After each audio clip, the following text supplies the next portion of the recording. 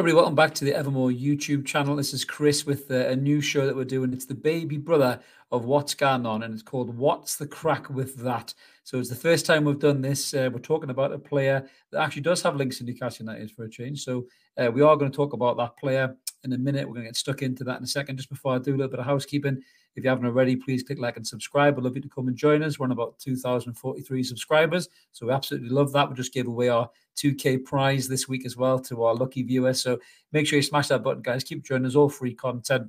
I'm going to try and keep you entertained through the World Cup as well, where we haven't got any Newcastle United action to keep us entertained with little shows just like this. So we're going to get stuck into this in a minute. So who we're talking about, what is the crack with that? Well, the big football news outside of a certain Portuguese individual who had an interview with Piers Morgan is this fella right here. You probably recognize him.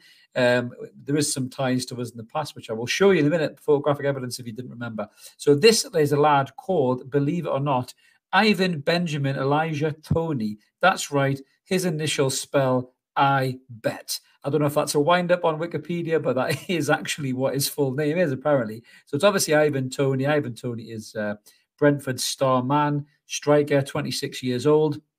Once upon a time, he was of our parish, as you can see there, Newcastle United. We let him go. Didn't really have a kick for us. Didn't do a great deal for us. We moved him on. I think he went to I think it was Peterborough, I think it was. I'm going to just double check here. Yes, I think he went to Peterborough, and he set the world on light there. And then he went to, God, he went to loads of teams on loan, and then he went to Peterborough. Yes, he got 40 goals in 76 games. And then he went to Brentford, where he currently has 53 goals in 92 games. And he's turned into one hell of a centre forward. It's also got some England recognition as well of late. But unfortunately, I'm not sure he will get much more England recognition, because this is the breaking news that has come out about Ivan Toney this week, as you can see there. So everyone was wondering why Ivan Toney wasn't on the plane to Qatar. Some people even decided to bring in a debate as to whether Callum Wilson should be on the plane to Qatar. Ludicrous, really, given the fact that Callum Wilson had a much better strike rate than Ivan Toney. We proved it on Evermore, and if you don't believe it, go and look at it yourself. The stats are there. They do not tell lies.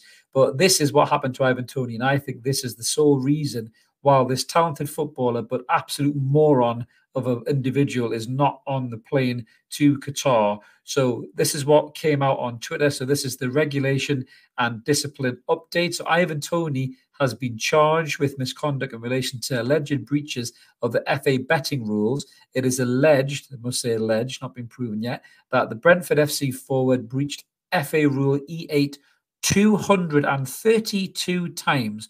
Not once, not twice, everybody. 232 times between the 25th of February 2017 and the 23rd of January 2021. Ivan Toney has until Thursday the 24th of November to provide a response. Wow, 232 times he breached that rule. So that is not an isolated incident. It's 232 isolated incidents, which is absolutely batshit crazy. And it could lead to Ivan Toney having a lengthy ban here, I think, of at least 6 months. Some people are saying he may never play again, but I think 6 months is probably more likely what's going to happen. But just to give you a little bit of context, Ivan Toney, he scored 10 Premier League goals this season. He's been on absolute fire. You know, he's a smashing player. He holds the ball up really well, you know, brings others into play. He's a goal scorer. He's just scored 2 against Man City, for Christ's sake. You know, and he's went and done this, which is just the stupidest thing like I've possibly ever seen from a young footballer in a long time. To put that into context as well, you're talking about some players that have obviously been linked to us. So it's saying he faces a lengthy ban if they are proven to be correct, these charges. So our own Kieran Trippier, Captain Fantastic, he was banned for 10 weeks by the FA in December 2020 for giving that information for others to bet on his transfer from Spurs to Atletico Madrid. But in 2017, another player, formerly of our parish, maybe you've got a gambling problem here. I think we need to try and look at this. But Joey Barton, good old Joey Barton, depending on who you're talking to, he's either a legend or he's an absolute maniac. But Joey Barton was banned for 5 months after he admitted placing 1,260 football-related bets over a 10-year period, which is just absolutely mental. So to me, Toney's getting at least a 6-month ban, if not longer. Toney said earlier this month that after the allegations were first reported, that he was assisting the FA with their inquiries. But during the time stated in the FA charge, obviously Toney was all over the place. You know, he was like I said, he was on loan at Scunthorpe, Wigan, and went to Peterborough, and he was at Brentford. It's just mental, really. Honestly, it's just absolutely crazy to think that a young player like this has just almost set fire to his chance of representing his country at a World Cup. I don't know what it is with these players. I really, really don't. They almost think that the rules don't apply to them, even though the rules massively do apply to them.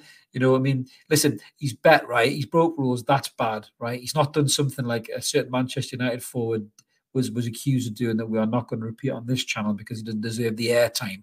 But it is a really bad example to set for a young player who's a role model to so many. And not only that, he's totally screwed his chances really of getting in the England squad for the World Cup.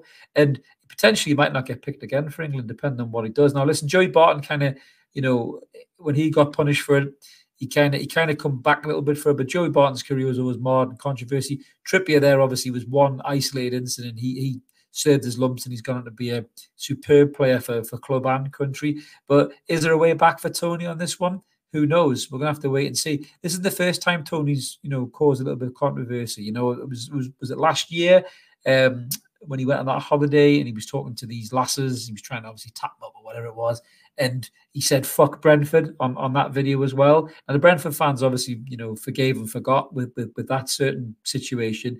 Will the Brentford fans forgive him that? Any Brentford fans watching, please drop us a comment. Let us know what you guys think. Has Toney let you down?